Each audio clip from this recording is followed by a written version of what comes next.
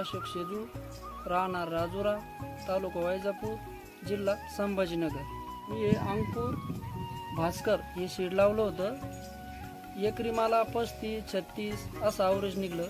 Acre 35-36च्या पुढंच average निघलं. तरी पाऊस कमी होता. तर हा जो वाण आहे हा वाण पाणी सहन करणार आहे.